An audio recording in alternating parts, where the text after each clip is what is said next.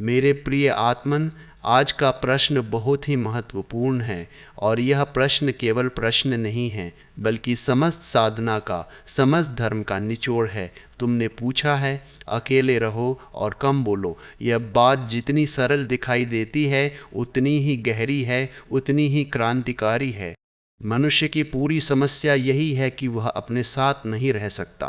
तुम सब कुछ कर सकते हो, तुम एवरेस्ट पर चढ़ सकते हो, तुम चांद पर जा सकते हो, लेकिन अपने ही कमरे में शांति से बिना कुछ किए अकेले बैठना तुम्हारे लिए सबसे कठिन कार्य हो गया है। तुम्हें समझना होगा कि तुम अकेले क्यों नहीं रह पाते।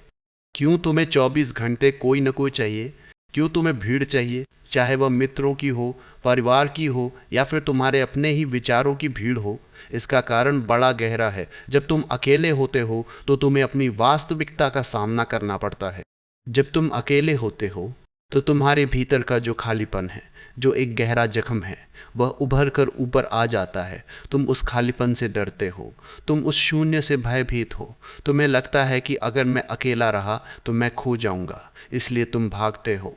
तुम दूसरे लोगों की शरण लेते हो, तुम क्लब जाते हो, तुम सिनेमा जाते हो, तुम संबंधों में उलझते हो। यह सब प्रेम के कारण नहीं है, यह केवल अपने आप से भागने का उपाय है। यह केवल एक नशा है ताकि तुम्हें अपनी याद ना आए। जिस दिन तुम इस भाग दौड़ को रोक दोगे उसी दिन क्रांति की शुरुआत होगी। तुम्हें दो शब्दों के बीच का अंतर बहुत गहराई से समझना होगा। एक शब्द है लोनलीनेस यानी अकेलापन और दूसरा शब्द है सॉलिट्यूड यानी एकांत। जब तुम कहते हो कि मुझे अकेलापन लग रहा है तो तुम ये कह रहे हो कि तुम्हें किसी दूसरे की कमी खल रही है। अकेलापन एक बीमारी है, एक अभाव है। तुम भिखारी की तरह हो जो मांग रहा है कि कोई आए और मुझे भर दे।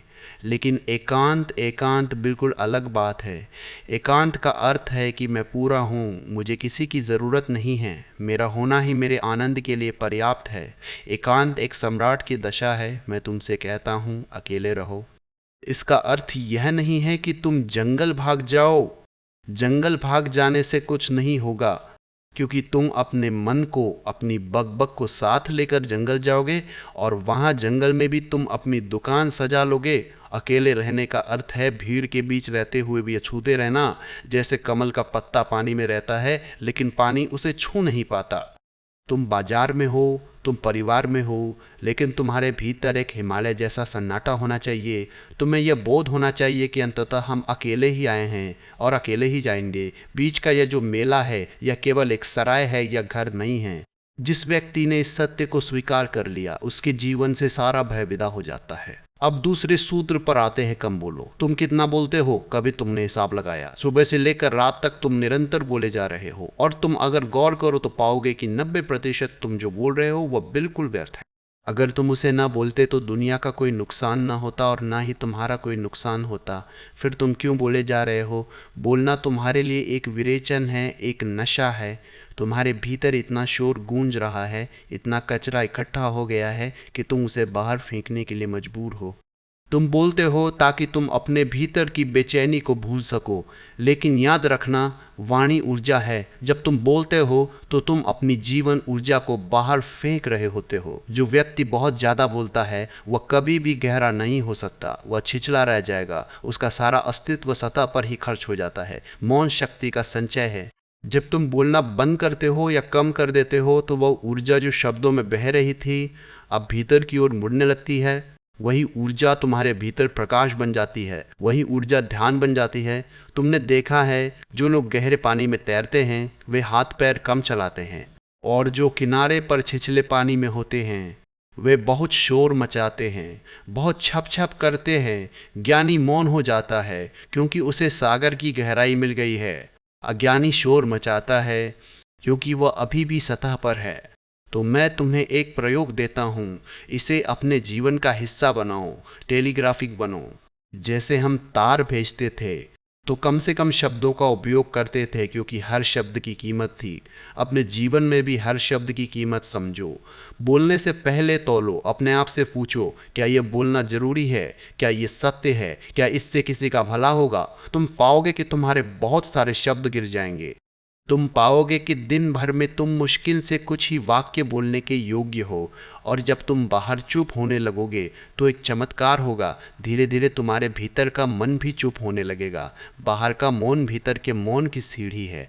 और डरो मत कि अगर तुम चुप रहोगे तो लोग तुम्हें गूंगा समझेंगे या तुम्हारे संबंध टूट जाएंगे।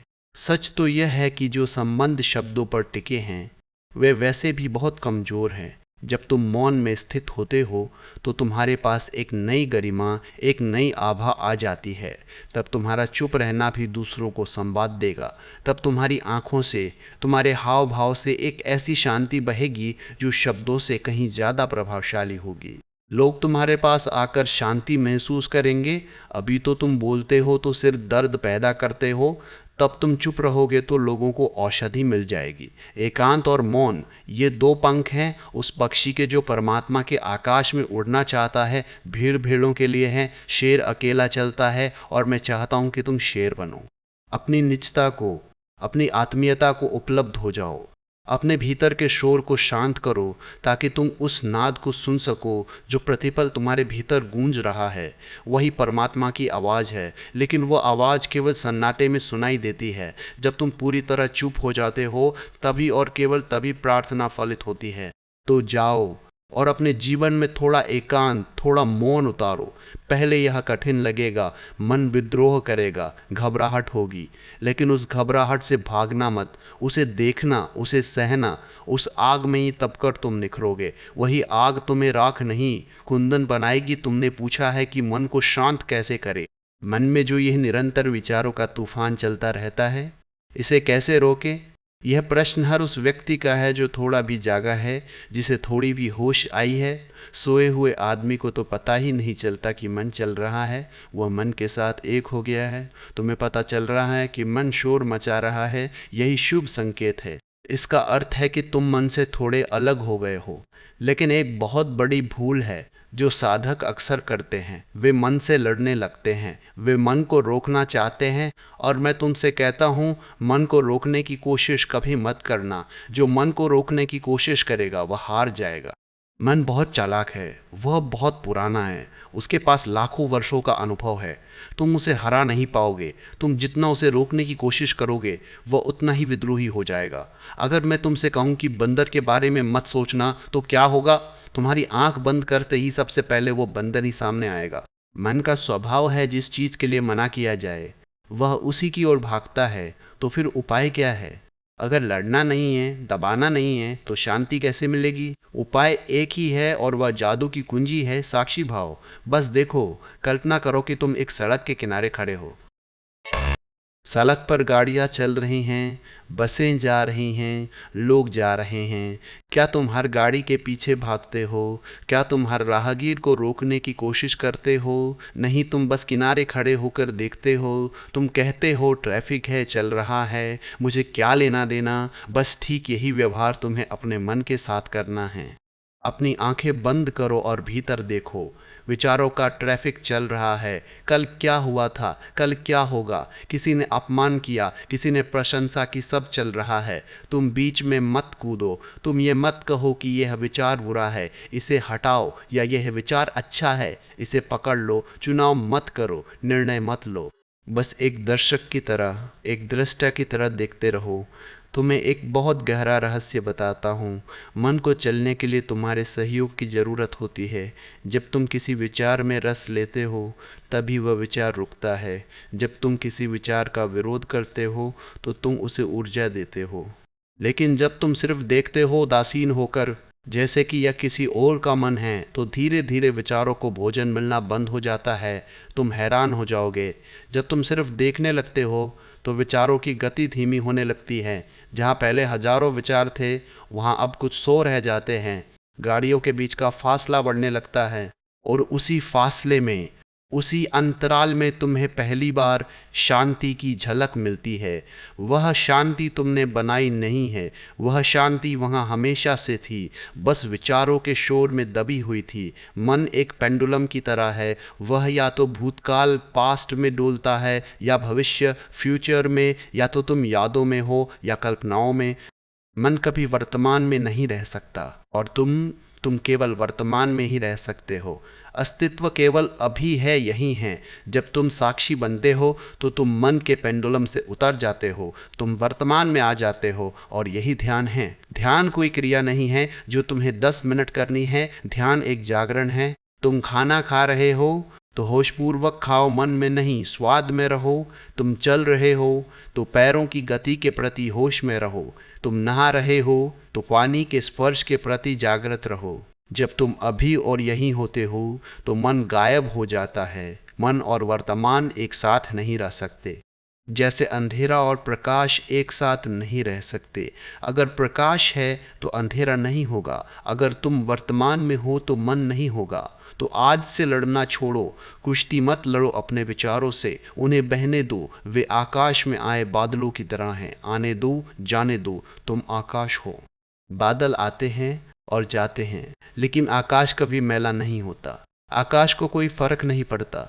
तुम वह आकाश हो। अपनी उस विशालता को पहचानो। जिस क्षण तुम ये जान लेते हो कि मैं मन नहीं हूँ, मैं इसे जानने वाला हूँ, उसी क्षण तुम मुक्त हो गए। जाओ और इस साक्षी भाव को साधो। पहले यह कठिन लगेगा, बार बार भूल जाओगे, मन फिर तुम्हें बहा ले जाएगा। कोई बात नहीं, जैसे ही याद आए फिर से किनारे पर खड़े हो जाना, फिर से देखने लगना।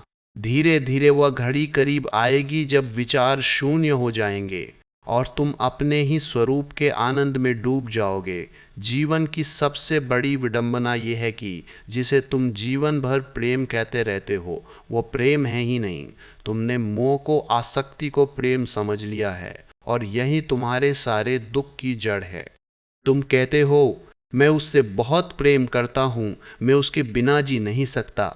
याद रखना, जहाँ भी यह शर्त है कि मैं तुम्हारे बिना जी नहीं सकता, वहाँ प्रेम नहीं है, वहाँ केवल बैसाखी का सहारा है। वहाँ तुम दूसरे के ऊपर लदे हुए हो, और जो किसी के ऊपर लदा है वह उसे कभी प्रेम नहीं कर सकता।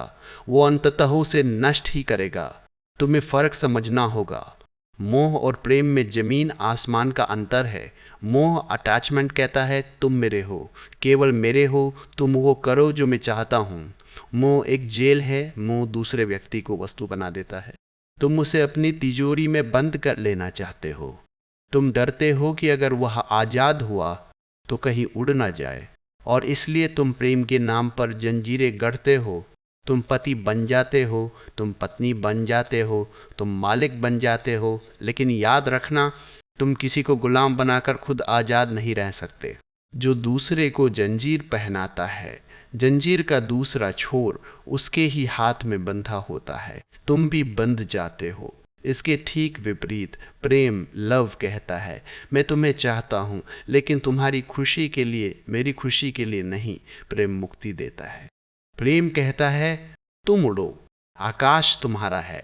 अगर तुम मेरे पास लौटते हो तो वह तुम्हारा अनुग्रह है, और अगर तुम नहीं लौटते तो वह तुम्हारी मौज है। प्रेम कभी भी अधिकार नहीं जमाता। प्रेम का बुनियादी सूत्र ही यही है, स्वतंत्रता।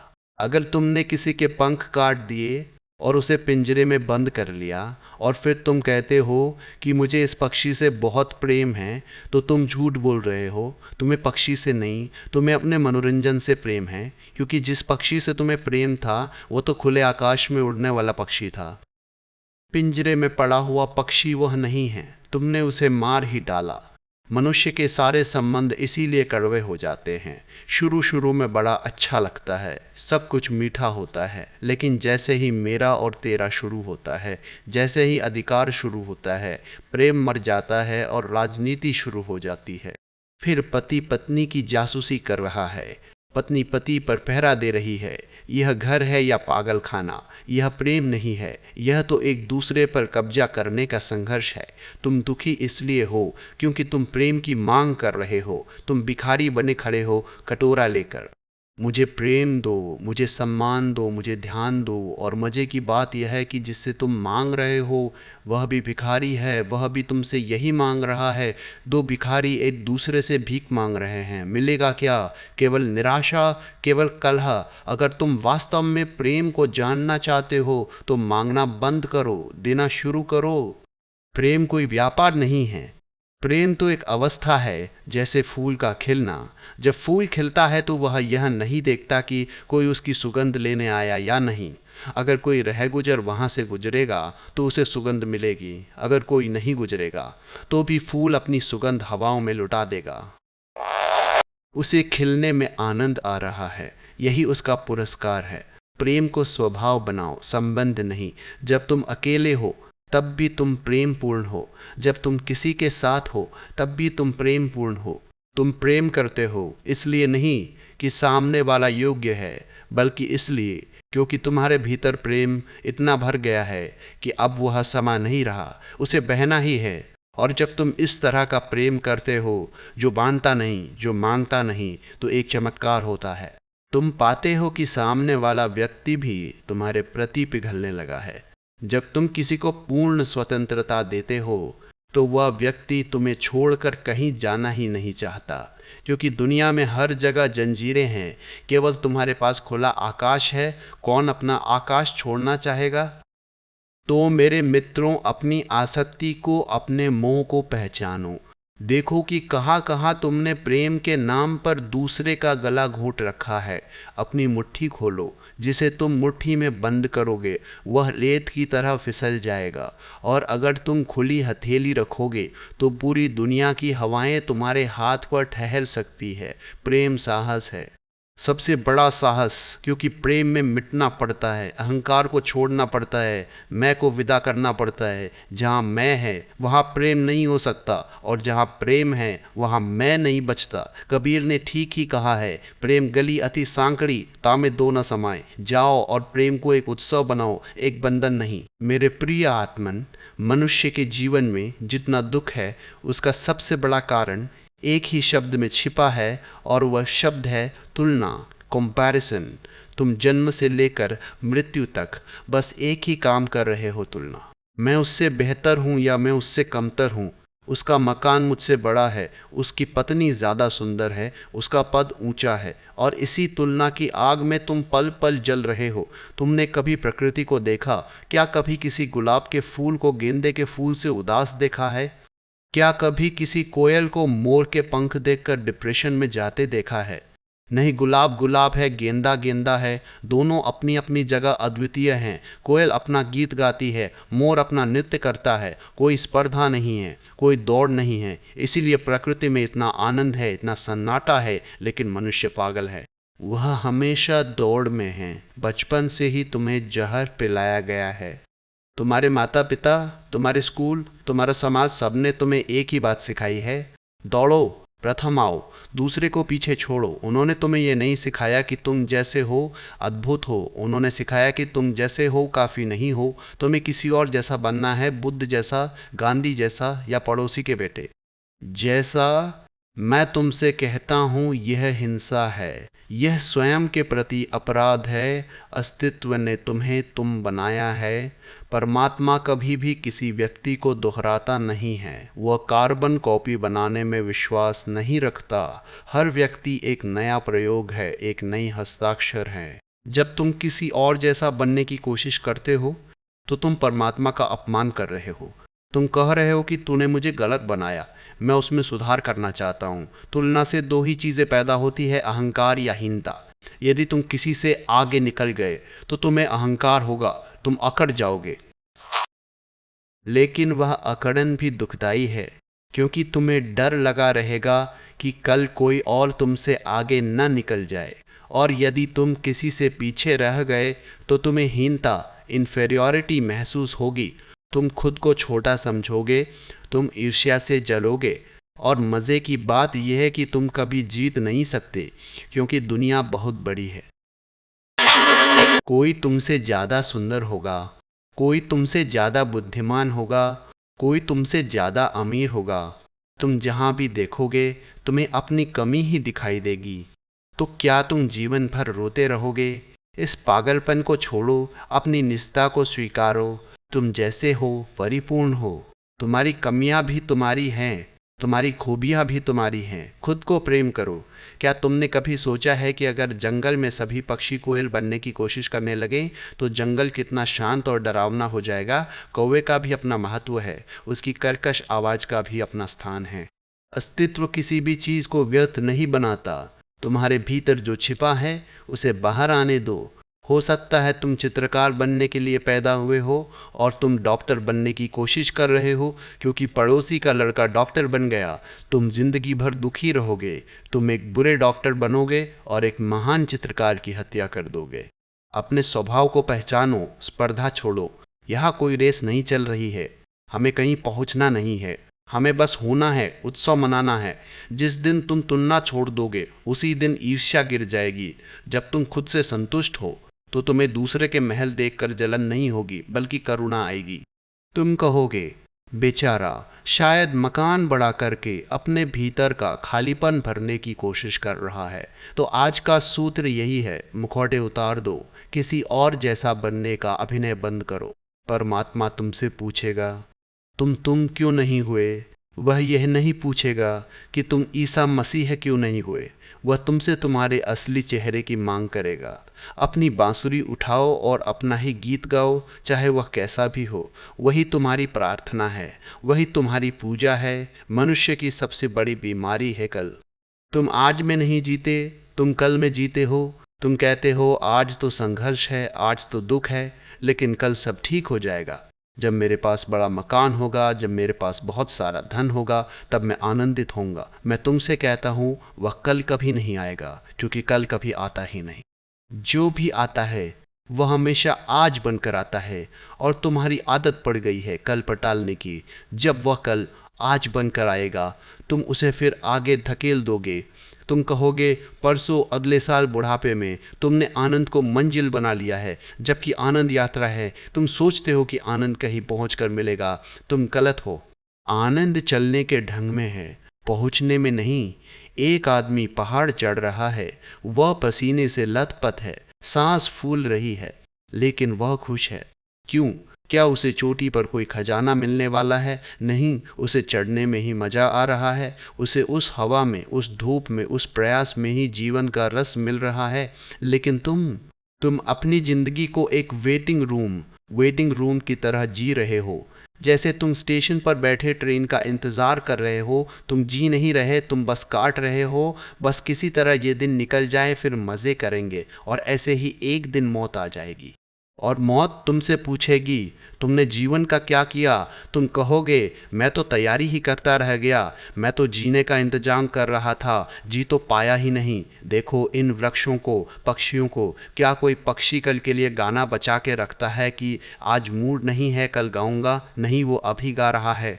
उसका कंठ अभी फूट रहा है, फूल अभी खिल रहा है। अस्तित्व हमेशा अभी में है। केवल आदमी का मन है जो या तो पीछे की स्मृतियों में जुगाली करता है या आगे के सपने बुनता है। सच्चा सन्यासी वह नहीं है जो घर छोड़कर भाग जाए। सच्चा सन्यासी वह है जो कल को छोड़ दे, जो कहे जो है यही है, इसी क्षण को मुझे निचोड़ लेना है, इसी क्षण को पी लेना है। तुम डरते हो, तुम्हें लगता है कि अगर मैं आज खुश हो गया तो मेरी महत्वाकांक्षा मर जाएगी। तुम्हें सिखाया गया है कि संतुष्ट मत होना, वरना तरक्की रुक जाएगी। ये बकवास है। जो व्यक्ति दुखी है वह क्या खाक तरक्की करेगा?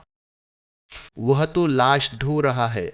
जो व्यक्ति आनंदित है उसके पास ऊर्जा का विस्फोट होता है। वह जो भी करेगा, चाहे वह जूते गांठे या साम्राज्य चलाए, वह उसे कला बना देगा।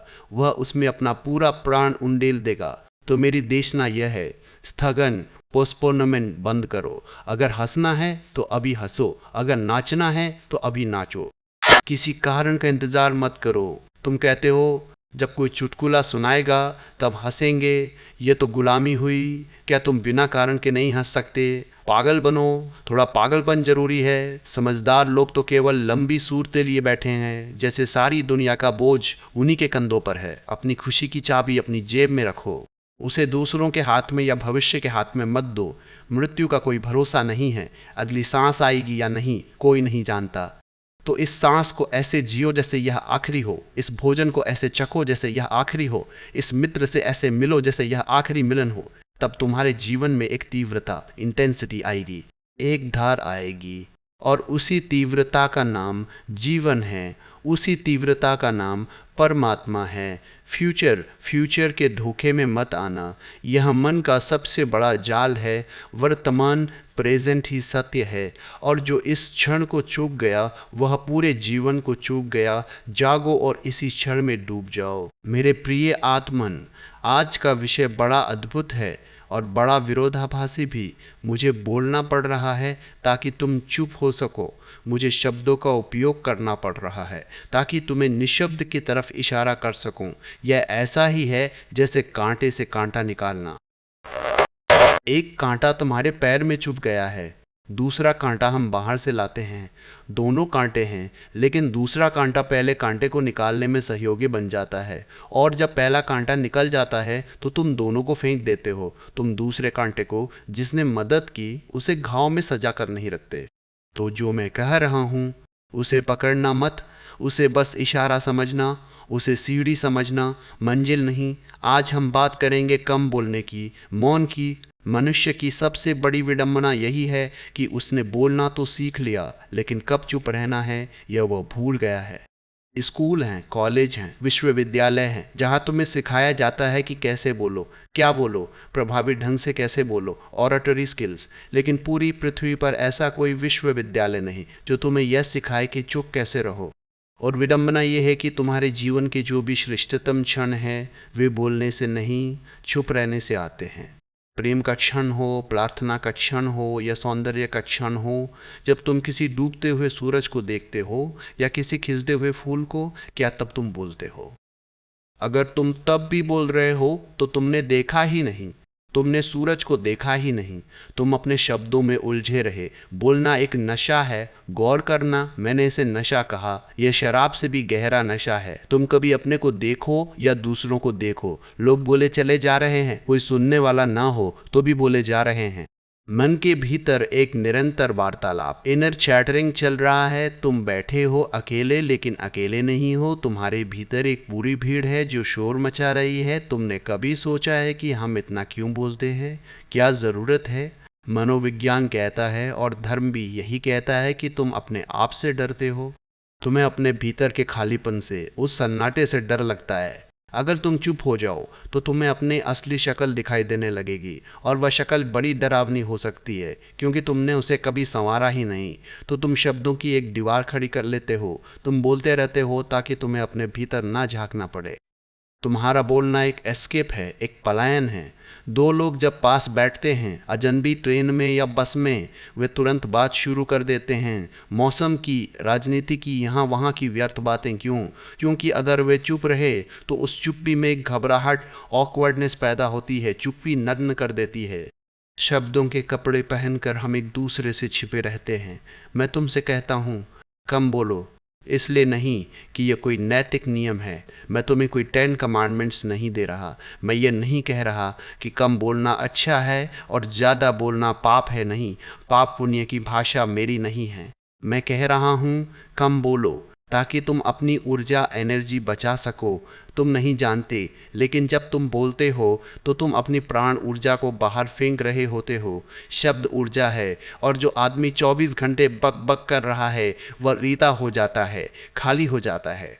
उसकी आंखों की चमक खो जाती है, उसके चेहरे का ओज, ऑरा समाप्त हो जाता है। तुमने गौर किया, जो लोग बहुत बोलते हैं वे अक्सर छिछले शैलो होते हैं। उनकी बातों में कोई वजन नहीं होता, वे बस सतह पर तैरते रहते हैं। और जो आदमी मौन को साध लेता है, जो तभी बोलता है जब बोलना अनिवार्य हो, उसके शब्दों में आग होती है। उसके शब्द तीर की तरह सीधे हृदय में उतर जाते हैं, क्योंकि उसके शब्द मौन की कोख से जन्म लेते हैं। बुद्ध बहुत कम बोलते थे, और जब बोलते थे तो सन्नाटा छा जाता था। जीसस कम बोलते थे। लाओ त्सु तो बोलता ही नहीं था। लाओ त्सु से किसी ने पूछा कि आप सत्य के बारे में कुछ कहिए। लाओ त्सु ने कहा, जो कहा जा सकता है वह सत्य नहीं है, और जो सत्य है उसे कहा नहीं जा सकता। लेकिन हम तो उन चीज़ों के बारे में भी राय देने को तैयार हैं जिनका हमें रत्ती भर भी ज्ञान नहीं। मुल्ला नसरुद्दीन की एक कहानी याद आती है। मुल्ला नसरुद्दीन एक बार बीमार पड़ा। डॉक्टर आया, उसने मुल्ला की नब्ज देखी, जीभ देखी और कहा, मुल्ला, तुम्हें पूर्ण विश्राम की ज़रूरत है और विश्राम से मेरा मतलब है तुम्हारी जुबान को विश्राम। तुम बोलते बहुत हो। मुल्ला ने कहा, डॉक्टर साहब ये तो ठीक है, लेकिन मेरी बीवी को ये नुस्खा कौन समझाएगा, वो तो मानती ही नहीं। डॉक्टर ने कहा, ये नुस्खा तुम्हारे लिए नहीं, तुम्हारी बीमारी का कारण भी वही है। तुम चुप रहो, उसे बोलने दो। जो सुनता है वह ज्ञानी हो जाता है, जो बोलता है वह मरीज हो जाता है। मुल्ला ने कहा, अजीब बात करते हो, अगर मैं चुप रहा तो मेरा अस्तित्व ही मिट जाएगा, लोग मुझे भूल जाएंगे, यही हमारा डर है। हमें लगता है कि अगर हम नहीं बोले तो हम हैं नहीं।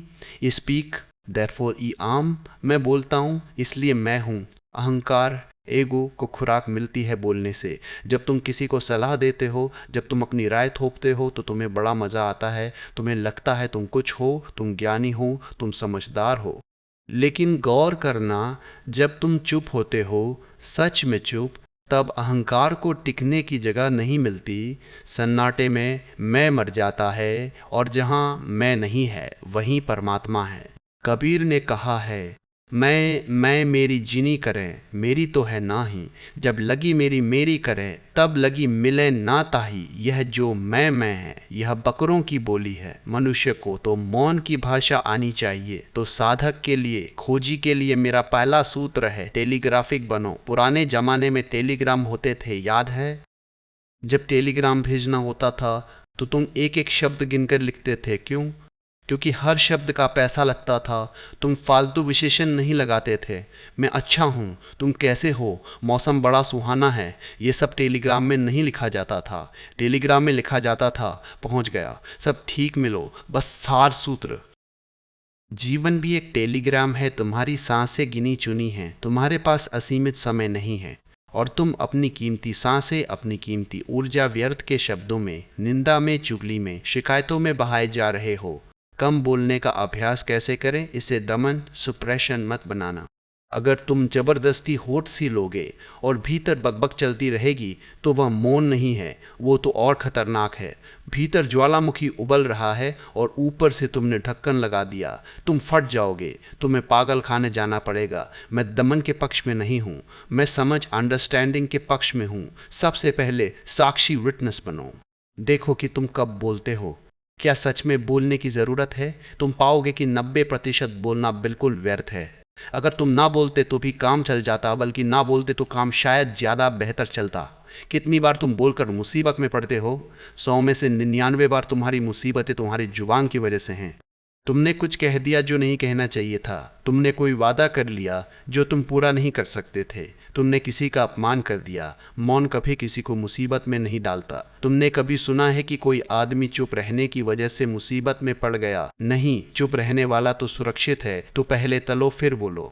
मुंह खोलने से पहले 3 दरवाजे हैं जिनसे तुम्हारे शब्द गुजरने चाहिए।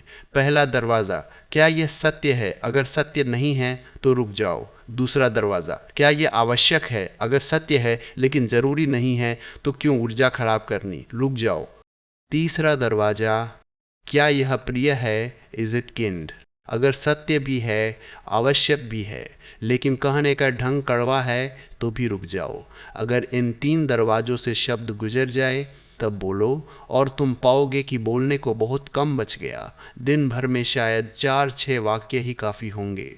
और जब तुम इस तरह कम बोलोगे तो तुम्हारे भीतर एक शक्ति का संचय, अक्यूमुलेशन ऑफ पावर होगा। उस शक्ति को हम तप कहते हैं। वो ऊर्जा जो पहले शब्दों में बह जाती थी, अब भीतर इकट्ठी होकर ओजस ओजस बनेगी, तेजस बनेगी। तुम्हारी वाणी में वाक सिद्धि आ जाएगी। वाक सिद्धि का अर्थ है तुमने जो कह दिया वह हो गया। लेकिन यह सिद्धि उसी को मिलती है जो शब्दों का अपव्यय नहीं करता। प्रकृति को देखो, परमात्मा कितना मौन है। पेड़ बढ़ते हैं बिना किसी शोर के, फूल खिलते हैं बिना किसी आवाज के, सूरज निकलता है, चांद ढलता है, पूरी सृष्टि चल रही है अद्भुत सन्नाटे में। सिर्फ आदमी शोर मचा रहा है। आदमी एक बीमारी है इस पृथ्वी पर जो शांत नहीं बैठ सकता। तुम्हें लगता है कि संवाद, कम्युनिकेशन के लिए बोलना जरूरी है। मैं कहता हूँ असली संवाद, कम्युनियन तो मौन में होता है। कभी किसी के साथ बस बैठो, पति पत्नी, मित्र, प्रेमी, बस हाथ पकड़ कर बैठो, कुछ मत बोलो। उस सन्नाटे को बहने दो। पहले थोड़ी बेचैनी होगी, मन करेगा कुछ कह दे, लेकिन अगर तुम रुके रहे तो थोड़ी देर में तुम पाओगे कि दो शरीरों के बीच की दीवार गिर गई है। तुम एक दूसरे की धड़कन सुन पा रहे हो, तुम एक दूसरे के भावों को बिना कहे समझ रहे हो। शब्दों से तो सिर्फ गलतफहमियां पैदा होती हैं। भाषा दीवारें खड़ी करती है, मौन जोड़ता है। जिन फकीरों की एक कहानी है। एक शिष्य अपने गुरु के पास गया। गुरु मौन में बैठे थे। शिष्य ने जाकर पूछा, गुरुदेव ईश्वर क्या है? गुरु चुप रहे, आंखें बंद किए बैठे रहे। शिष्य ने सोचा शायद सुना नहीं। उसने जोर से पूछा, ईश्वर क्या है? गुरु ने आंखें खोली, अपनी उंगली होठों पर रखी और कहा, शिष्य हैरान हुआ। उसने कहा, मैं पूछ रहा हूँ ईश्वर क्या है और आप मुझे चुप करा रहे हैं। गुरु ने कहा, मैं तुम्हें चुप नहीं करा रहा, मैं तुम्हें जवाब दे रहा हूँ। वह सन्नाटा ही ईश्वर है। तुम शोर मचाकर उसे पूछ रहे हो, इसलिए तुम सुन नहीं पा रहे हो। तुम चुप हो जाओ, जवाब मिल जाएगा। तुम मंदिरों में जाते हो, वहां भी जाकर तुम बक बक करते हो। तुम्हारी प्रार्थनाएं भी क्या हैं? तुम्हारी शिकायतें हैं, तुम्हारी मांगे हैं। हे भगवान, मुझे ये दे दो, मेरे बेटे की नौकरी लगवा दो, मेरी बीमारी ठीक कर दो। तुम भगवान को भी बोलने का मौका नहीं देते। तुम अपनी लिस्ट सुनाकर वापस आ जाते हो। मंदिर जाने का अर्थ था वहां जाकर चुप बैठना। मंदिर की वास्तुकला, उसका गुंबद सब ऐसे बनाया जाता था कि वहां ध्वनि गूंजे और फिर शून्य में विलीन हो जाए, ताकि तुम नाद को, उस अनहद नाद को सुन सको जो तुम्हारे भीतर लगातार बज रहा है। लेकिन वह नाद तुम्हें सुनाई नहीं देगा जब तक बाजार का शोर तुम्हारे दिमाग में चल रहा है। तो प्रयोग करो। अगले 24 घंटे के लिए एक छोटा सा संकल्प लो। व्रत नहीं, संकल्प। खेल की तरह कि आज मैं अपने शब्दों को 50% कम कर दूंगा। जहां 2 वाक्य बोलने हैं वहां एक बोलूंगा। जहां इशारे से काम चल सकता है वहां बोलूंगा ही नहीं। और तुम चकित हो जाओगे, तुम्हारा सिर हल्का हो जाएगा, तनाव, टेंशन गायब हो जाएगा। रात को नींद गहरी आएगी, क्योंकि दिन भर तुमने दिमाग को नहीं दौड़ाया। कम बोलना ध्यान मेडिटेशन की पहली सीढ़ी है। जब बाहर के शब्द कम होते हैं तो धीरे धीरे भीतर के शब्द भी कम होने लगते हैं। पहले जुबान चुप होती है, फिर मन चुप होता है, और जिस दिन मन भी चुप हो गया, बस उसी दिन क्रांति घटती है। उसी दिन संबोधि का द्वार खुलता है। उस अवस्था को हमने शून्य कहा है, निर्वाण कहा है। वहाँ कोई शब्द नहीं है, वहाँ न कुरान है, न वेद है, न बाइबल है, क्योंकि वे सब शब्दों में है। वहाँ सिर्फ अस्तित्व है, शुद्ध अस्तित्व है। शुद्ध अस्तित्व तो मेरे प्यारो शब्दों के जाल से निकलो। बहुत बोल लिए, जन्मों जन्मों से बोल रहे हो, क्या मिला? सिर्फ विवाद, सिर्फ कलह, सिर्फ अशांति। अब थोड़ा रस मौन का लो। अब थोड़ी डुबकी सन्नाटे में लगाओ। भाषा का उपयोग करो, लेकिन मालिक की तरह। अभी भाषा तुम पर हावी है। शब्द तुम्हारे भीतर से अपने आप निकलते हैं, जैसे मशीन चल रही हो। इसे रोको, मालिक बनो। जब चाहो बोलो, जब चाहो चुप रहो, और असली मज़ा चुप रहने में ही है। जब तुम चुप होते हो तब तुम अकेले नहीं होते, तब तुम समग्र ब्रह्मांड के साथ एक हो जाते हो। जब तुम बोलते हो तुम एक छोटे से मैं में सिमट जाते हो। जब तुम चुप होते हो तुम असीम आकाश हो जाते हो। चुनाव तुम्हारा है। क्षुद्र बने रहना है तो बोलते रहो, विराट होना है तो मौन को साधो। मेरी बातों को घर ले जाकर इन पर विचार मत करना। Don't analyse. विचार फिर शब्दों को जन्म देगा, बस इसे आजमाना। अभी इसी क्षण से, यहाँ से जब उठो तो एक गहरी शांति को लेकर उठना। अपनी वाणी को विश्राम देना। आज इतना ही।